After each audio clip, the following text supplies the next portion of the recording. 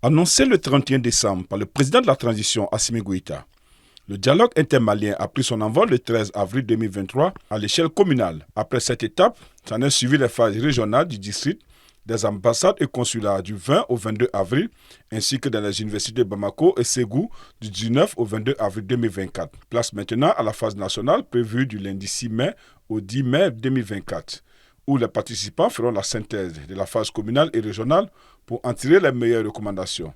Plus de 400 participants sont attendus lors de cette phase.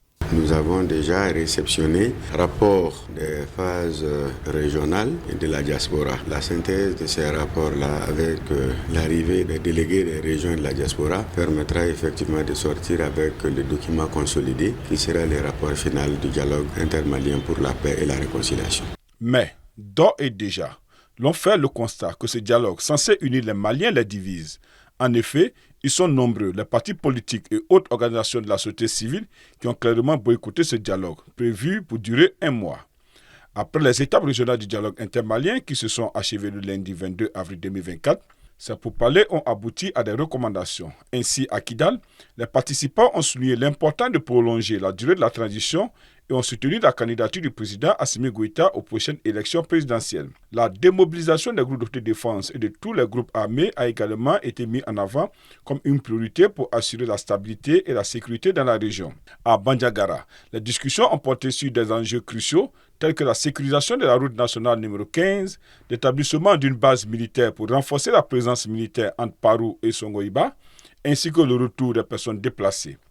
À Koutiala, les participants ont recommandé la dissolution des associations à caractère ethnique, la limitation du nombre de partis politiques à 3 et la réouverture de l'usine de transformation du coton du Mali, Ukoma, pour stimuler l'économie locale et favoriser la création d'emplois. La relance du trafic ferroviaire est devenue une préoccupation majeure à Caille, où les recommandations de la faille régionale du dialogue intermalien ont souligné l'importance d'accélérer le projet de navigation sur le fleuve Sénégal pour renforcer les échanges commerciaux et faciliter la mobilité des populations. Ce dialogue est présenté par les autorités maliennes comme une alternative nationale à l'accord de paix de 2015 qui avait été conclu avec les groupes rebelles du Nord.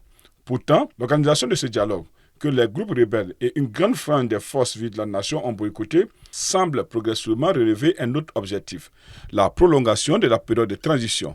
Cette prolongation soulève des questions quant à la durée de cette durée transitoire et à la stabilité politique à long terme.